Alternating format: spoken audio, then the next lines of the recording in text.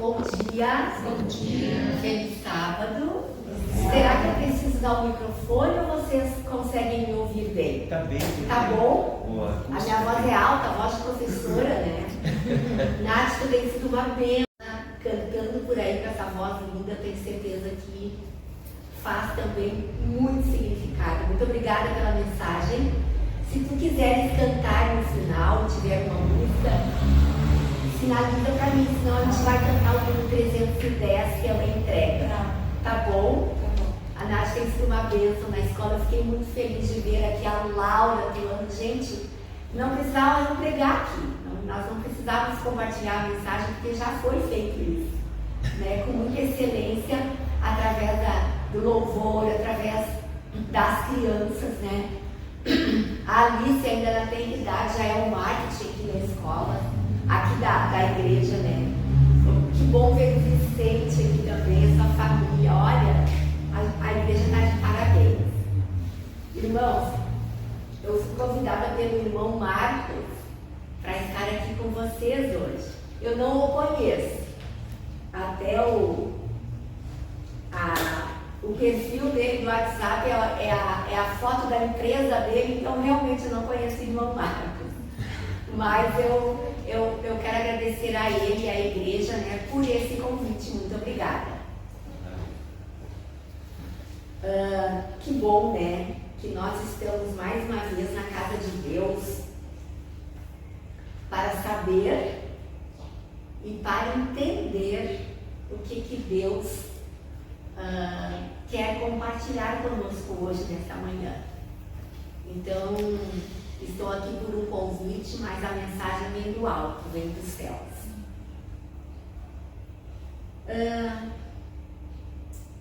Nós vamos caminhar um pouquinho, discorrer um pouquinho, entender um pouquinho do cenário que está em 1 Samuel 1, do versículo 1 ao 17. Se vocês quiserem abrir a Bíblia de vocês aí, é esse cenário que nós vamos ver nessa manhã. Eu gosto de falar de cenário porque a Bíblia sempre fala para nós de coisas que aconteceram lá, de uma cultura que talvez nós não vivenciamos, e aqui a gente vai para uma cidade perto de um deserto, né? O lugar é Ramataim Zofim, é esse lugar, não sei se vocês conhecem esse lugar, né? Mas eu não conheço, mas ela fica próxima à extremidade de um deserto, e é lá que morava Eucana, né? Na mensagem dessa manhã, desse cenário. Então, imagine um lugarejo simples, com casas simples, mas uma região muito montanhosa. Então, nós estamos falando de um lugar alto. E esse lugar, ele era próximo, muito próximo ao deserto. Ao deserto. Então, era um lugar seco, era um lugar muito calor, mas também frio, né? Tinha esses dois extremos aí. A gente não convive, o Brasil é um país bem tropical, né? E Erechim aqui, de acordo com a estação, é muito quente, no verão. E no inverno a gente espera aquele inverno de serra, aquele inverno bem gelado, mas a gente se prepara para aquilo ali, né? E nesse ambiente onde a gente vai percorrer agora, era um ambiente de dois extremos, assim, muito relevantes na noite e no dia, tá? Então, nós vamos escolher esse cenário. Irmãos, eu tenho aqui uma citação que eu acho muito relevante, eu gosto muito dele, que diz que o valor das coisas, percebam bem, o valor das coisas, ela não está no tempo em que elas duram, mas na intensidade com que elas acontecem. O valor das coisas não está no tempo em que dura, mas na intensidade em que elas acontecem. Por isso existem momentos inesquecíveis que nós vamos discorrer dentro dessa história. Coisas inexplicáveis nós vamos ver dentro dessa história. E pessoas incomparáveis que nós também vamos conhecer dentro dessa história. Só que a história bíblica, em qualquer cenário bíblico, eu tenho comigo, e talvez os irmãos hão de concordar, que todo cenário bíblico, toda situação bíblica, toda história bíblica, todo personagem bíblico, ele não está longe de nós.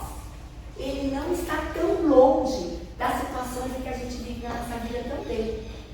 Tá? Por isso a Bíblia, ela é atemporal. Ela é atemporal. Ela ocorre na nossa vida. E enquanto eu estou falando isso,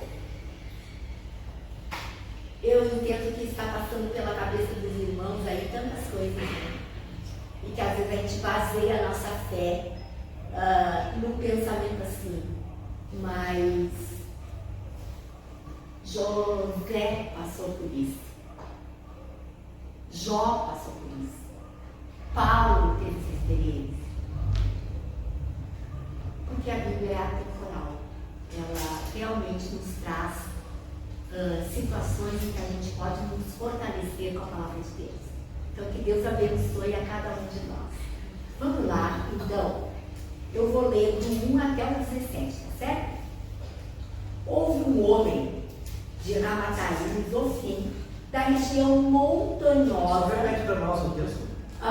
1 Samuel o quê? 1 Samuel 1, do 1 ao 17. Tá certo? Irmãos, até 11h30 eu tenho esse tempo ou é antes que termina? 11h15? Não, 11h30. 11h30, tá bom? Então tá. Não quero passar do combinado da igreja. Se passar, não tem problema. Tá, mas vamos tentar cumprir, tá? Com aquilo. Que a igreja já está organizada para isso. Houve um homem de Ramataim, Zofim, da região montanhosa de Efraim. Essa é a localização que a gente está. Tá certo? Vamos para lá então. Cujo nome era Eucana, filho de Jeroão, Eliú, filho de Tou, filho de Zuf, e ali outro nome esquisito. São nomes que não fazem parte assim, da nossa rotina, né?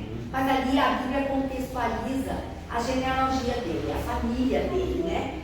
Eu vou lembrar aqui de alguém, normalmente a gente fala isso, eu fui com a irmã nas palavras quando chegávamos, né? Eu sou mãe, eu sou, né? Então consegue localizar um pouquinho. Tinha ele 2 mulheres, que pena, mas a história é sintetizada nisso aí. Então, Eucana tinha 2 mulheres, uma se chamava Ana e a outra Penina.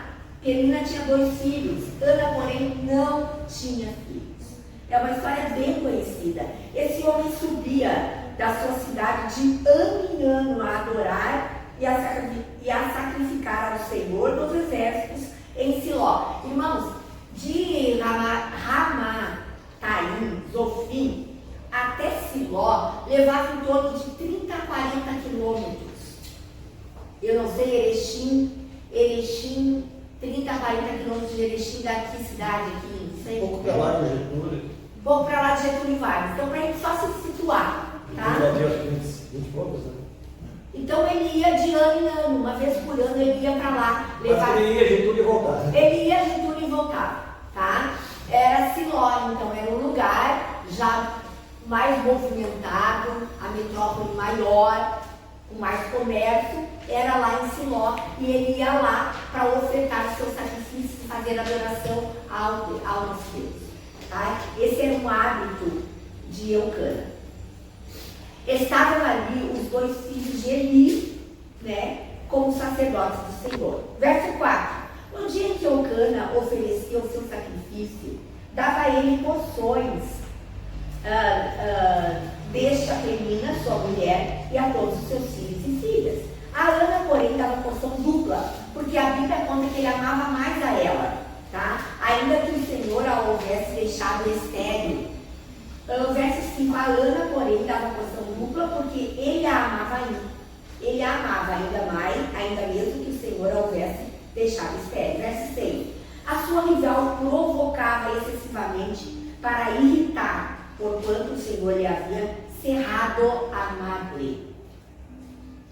Verso 7. E assim o fazia ele de ano em ano. E todas as vezes que Ana subia à casa do Senhor, e a outra irritava, pelo que chorava e não comia. Queridos, Eucana ia com essas duas mulheres para lá. Isso que a história está contando para nós. Uma vez por ano eles iam. É claro que hoje a gente pega um carro, daqui até Getúlio Vargas a gente está em minutos.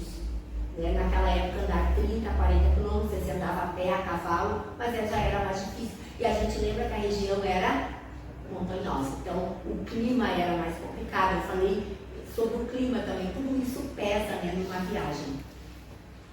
O verso 8, então Eucana, seu marido, lhe disse: Ana, por que tu choras? E por que tu não come? E por que estás de coração triste? Não te sou eu melhor que 10 filhos? Mulheres, vocês estão sentindo essa situação aqui? Após terem comido e bebido em Siló, estando Eli, o sacerdote, assentado numa cadeira, junto ao pilar no templo do Senhor, levantou-se Ana e, com amargura de alma, orou ao Senhor e chorou abundantemente.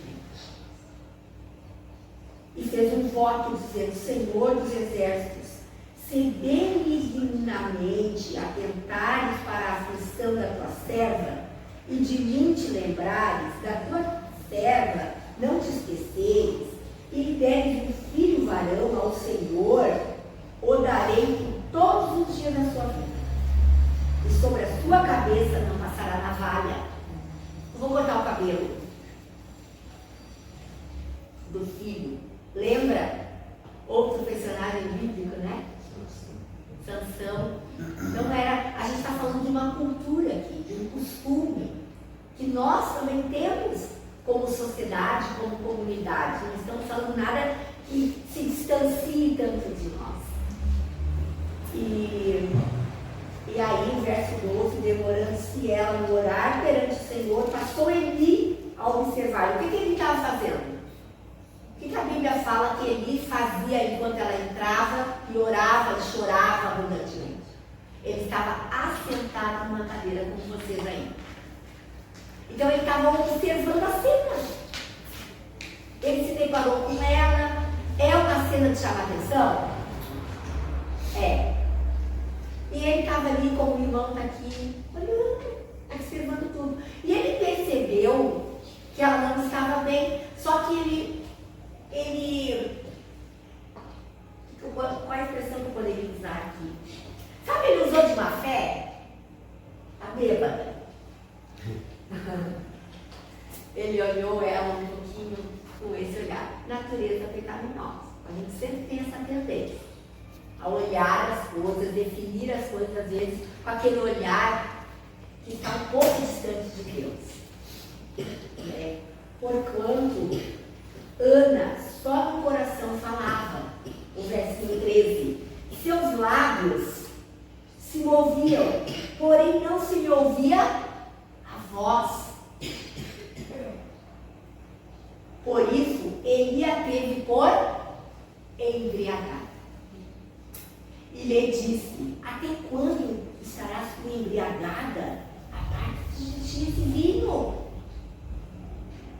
A Bíblia fala um pouquinho que eles estavam comendo e bebendo, lembra?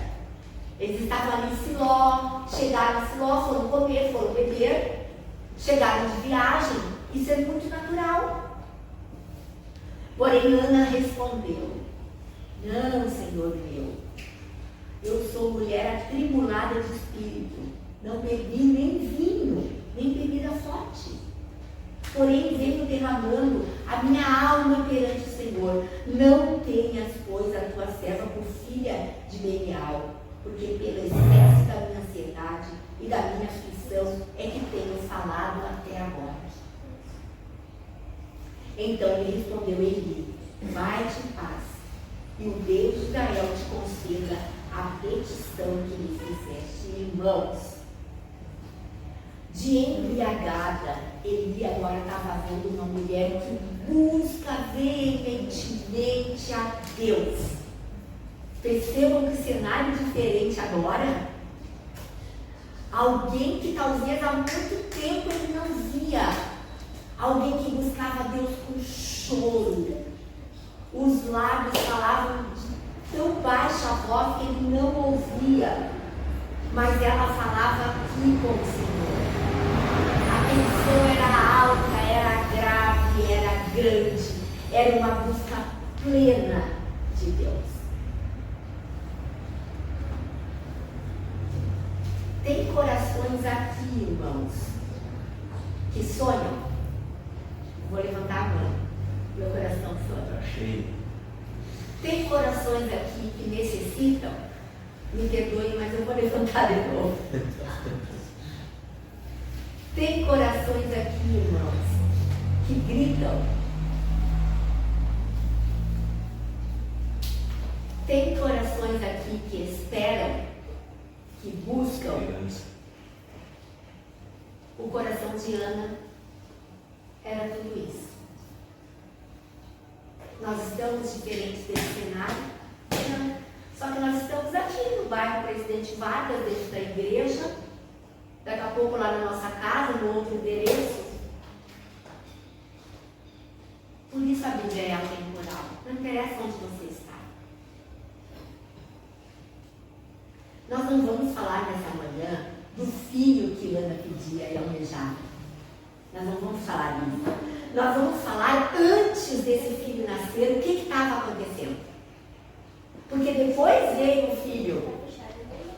Ana e Elcana teve um filho.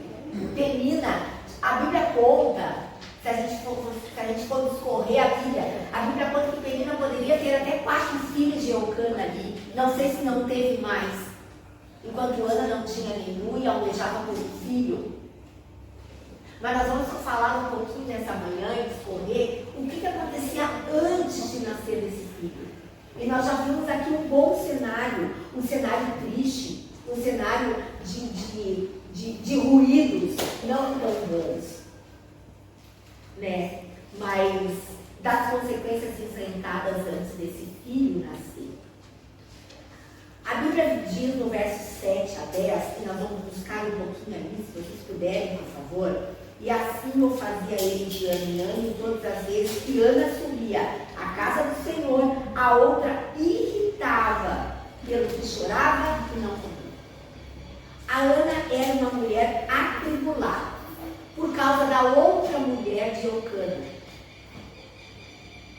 Ela se sentia diferente, porque uma mulher naquela época que não tinha filhos, ela era vista de uma forma excluída, vamos dizer assim. Hoje a gente fala tanto em exclusão, né? Ela se sentia excluída por não ter filhos.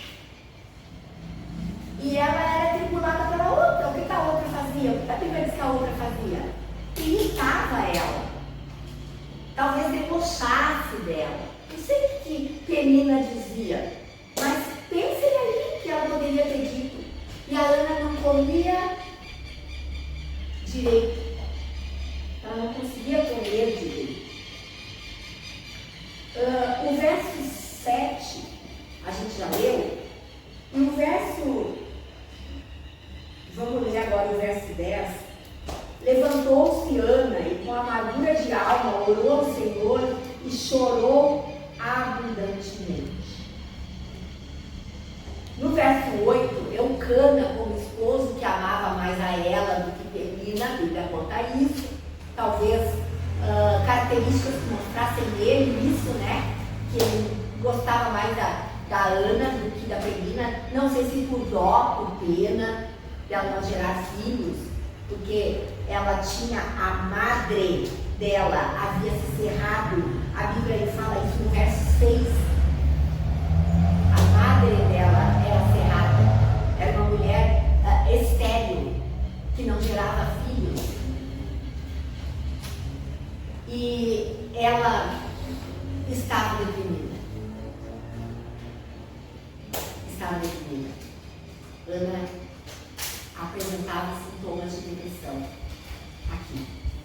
E mais, ela apresentava sintomas de tristeza. Irmãos, a neurociência e a neuropsicopedagogia, que trabalha sobre o cérebro, que conhece o cérebro, ela diz o seguinte para nós. Deixa eu beber uma aguinha.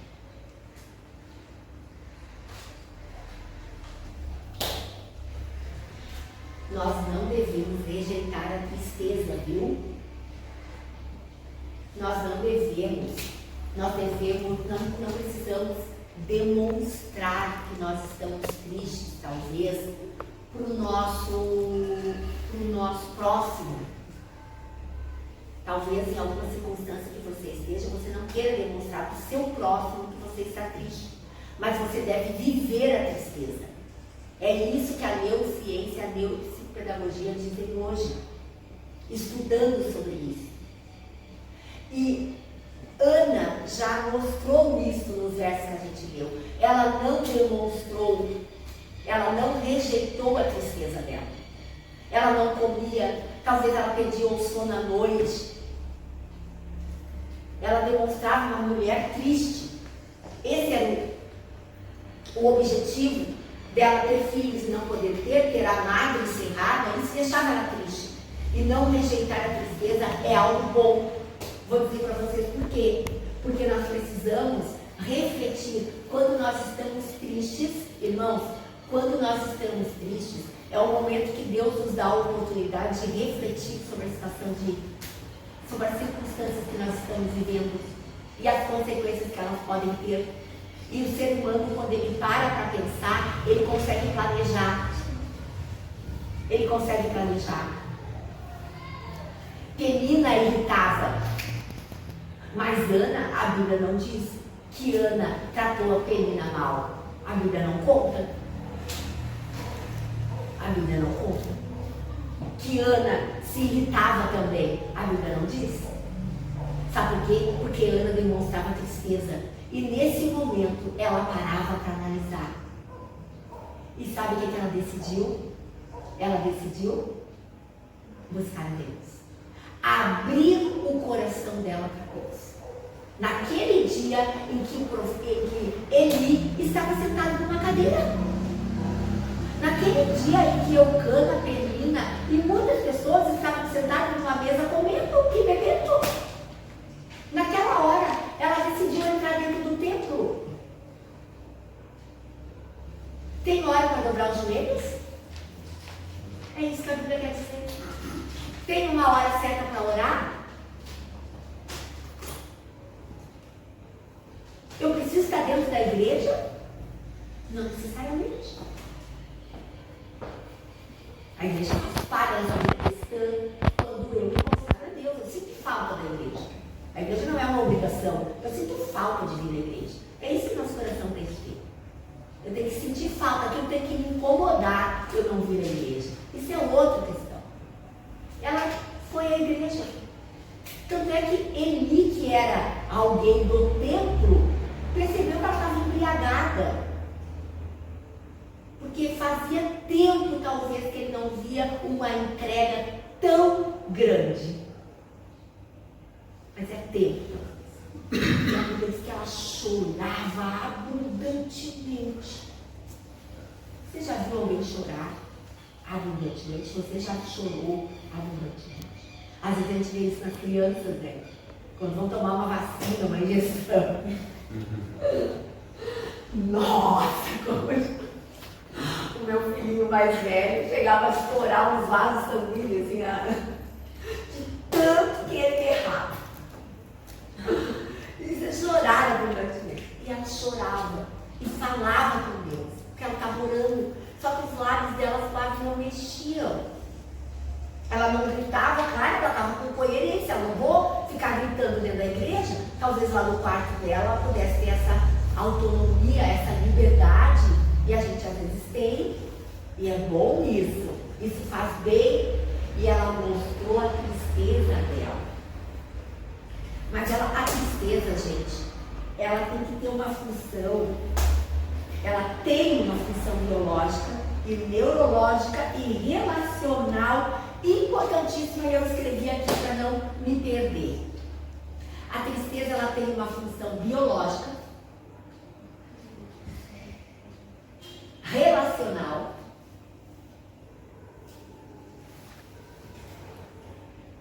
e neurológica. Muito importante. Você viu que ela mexe com essas 3 áreas? A gente não separa quando a gente está triste, mas ela mexeu com essas 3 áreas. O que é importante realmente para que eu falei, para reflexão, para que eu analise se é necessário um redirecionamento na minha vida. Por isso existe a tristeza. Eu não posso. Só que se ela não for cuidada, ela vira uma síndrome do pânico, ela vira uma depressão. Sabe essas coisas por aí? É porque é uma tristeza que não é cuidada. E Ana não conta que ela foi ao médico aqui. Mas claro que eu posso ir. Posso ir, tem especialistas hoje que cuidam disso. Mas ela não foi. Sabe por quê? Ela redirecionou. Ela disse assim, eu tenho que orar mais. Eu vou dobrar meus joelhos. Sabe o que eu vou fazer? Eu vou abrir meu coração com Deus. Eu vou pedir que Deus derrame bênçãos do céu. Os celeiros do céu vai cair aqui, ó. Muita coisa para mim. E foi o que ele disse para ela. Vai em paz, no verso 17. Que Deus ouviu, ele percebeu. Ele era um pastor. Ele era alguém que estava ali cuidando da vida espiritual da igreja. E ela, a Bíblia conta que ela oferta Samuel para a igreja. Ela dá o filho para que o filho seja um missionário da igreja, aprenda as coisas da igreja. A gente sabe disso, né? No decorrer da história. Ah, mas que muito desnaturada. Não foi isso. Eu quero que ele se crie dentro do ambiente cristão. Porque ele foi um presente, ele é meu hoje, ele é meu filho. Ele foi um presente de Deus, ele foi um milagre. Por isso existem momentos inesquecíveis, aquele foi um momento inesquecível na vida de Ana. Coisas inexplicáveis aconteceram ali naquele momento. E o que mais? Pessoas incomparáveis estavam ao meu lado. Talvez, eu fico pensando aqui, que talvez aquela forma que Penina achou de irritar ela, talvez até tenha sido bom aquilo ali, para ela. Fortaleceu ela. Eu tenho que tomar providência. Não posso passar por isso, uma mulher ficar se autovalorizando porque tem filhos, 1, 2, 3, 4, e eu não tenho nenhum.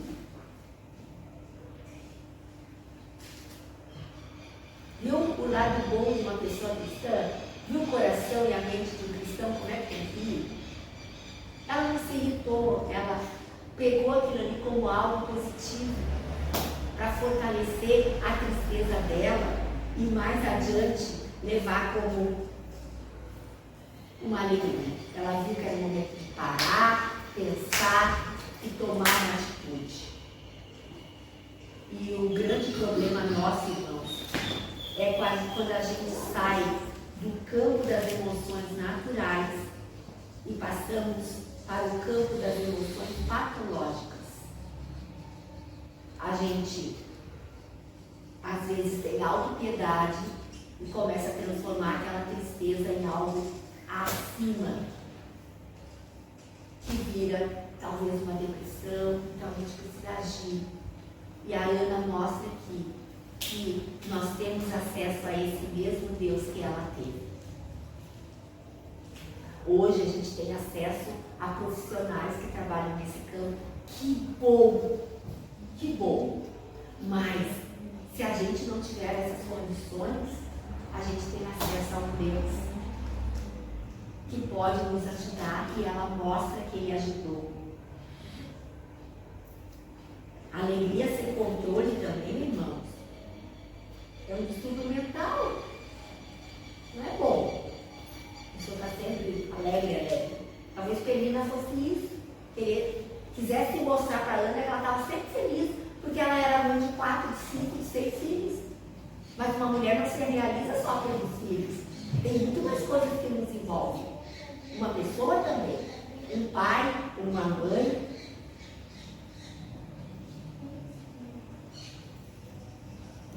Em todas essas situações, nós vimos Deus abrindo a madre dessas mulheres. Olha só. Sarai, Gênesis 11:30. Se vocês quiserem abrir Gênesis 11:30, a gente vai ver outra mulher lá que tinha a madre encerrada. E Deus abriu. Deus deu oportunidade. Se era este o sonho dela, Deus deu oportunidade. Gênesis 11:30. Sarai era estéril, não tinha filhos, mas depois a gente sabe que era o quê? Rebeca, Gênesis 25:21, vamos confirmar? Rebeca, outra mulher que tinha a madre encerrada, Rebeca. Esse era o problema dela, entendeu? Eu não quero dizer aqui, não estou falando só em gerar ou não filhos. Nós estamos abrindo a Bíblia e entendendo que o contexto dela era aquele Egito. Mas quantos outros está passando para a mente dos irmãos aí? São os problemas. 25:21. Ali vai falar de outra mulher. Diz assim, vocês acharam aí? Isaac orou ao Senhor por sua mulher, porque ela era estéril. E o Senhor lhe ouviu as orações. E Rebeca, sua mulher, percebeu. Rebeca. Outra. Gênesis 29:31. Vai um pouquinho mais para frente na sua Bíblia.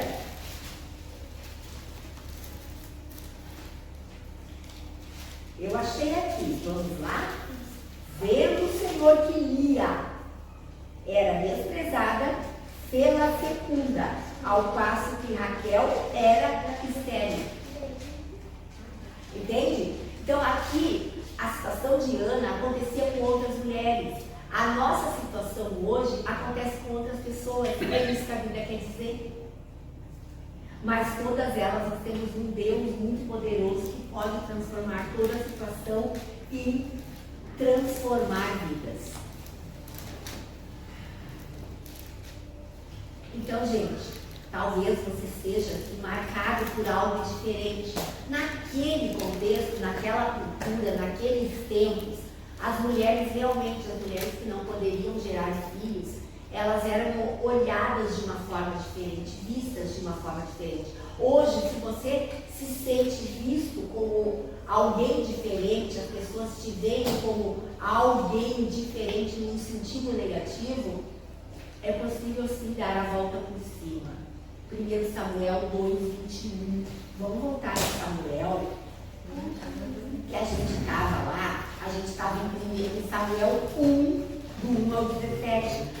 1 Samuel. Agora eu peço que vocês folhem na Bíblia de vocês um pouquinho para frente, e a gente vai ler 1 Samuel 2:21. Vocês encontraram? Abençoou, pois, o Senhor a Ana. E ela concebeu e teve quantos filhos? Quantos filhos, irmão? 3 filhos. 2 filhos. E o jovem Samuel crescia diante do Senhor, viu?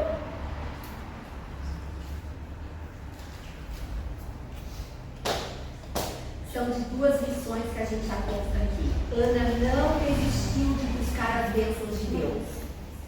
Orou, chorou e teve a solução do seu problema. 1 Samuel 1:10. Orou e chorou. O que Deus fez por Ana, Ele pode fazer por nós. Súplica de Ana vem acompanhada de uma promessa. A súplica dela veio acompanhada de uma promessa. 1 Samuel 1:11. Vamos ler lá? E fez um voto. Irmãos, olha a importância do voto. Senhor dos Exércitos, se bondosamente atentarem para a aflição da tua serva e de mim te lembrares, e da tua serva não te esqueceres, e lhe deres um filho varão, eu vou dar. Por todos os dias da sua vida, e sobre a sua cabeça não passará mal. Ela deu uma condição para Deus. Senhor, se tu me der isso, é um voto. E ela cumpriu com isso. Ela sentiu necessidade de ofertar também. Assim como Deus nos dá bens, então a gente também pode ofertar. Está aí dízimos, ofertas, né? Está aí. E o 24 e 28, vamos pular lá no versículo 24 e 28? 24. Havendo desmamado, levou consigo um novilho de 3 anos, um efa de farinha, um óleo de vinho, e o apresentou à casa do Senhor a Siló. Era um menino ainda muito criança. Imolaram os milho, trouxeram o menino a Eli, e disse ela: ah, meu Deus, tão certo como vives, eu sou aquela mulher que aqui esteve contigo, orando. Por este menino orava eu, e o Senhor me concedeu a petição que eu lhe fizera. Pelo que também eu trago como devolvido ao Senhor por todos os dias que viver, pois o Senhor o pediu, e a eles adoraram a mim. Irmãos, que coisa linda esse cenário. Que coisa linda isso. Troca. Precisamos fazer trocas com Cristo. Às vezes a gente quer, né? A gente só quer, pede. Deixa ali a mim. É tudo a mim. Eu também tenho que. O teu reino, traz o teu reino para mim, tudo para mim. Ana aqui mostrou que nós podemos fazer essa partilha com o nosso Deus, que é o nosso Pai. Porque só o Pai tem que dar e a gente não pode dar nada do Pai. É um momento de reflexão também. Né? A gente não pode dar nada para Ele. Então, irmãos, que Deus abençoe esta igreja. Que Deus abençoe a cada um de vocês.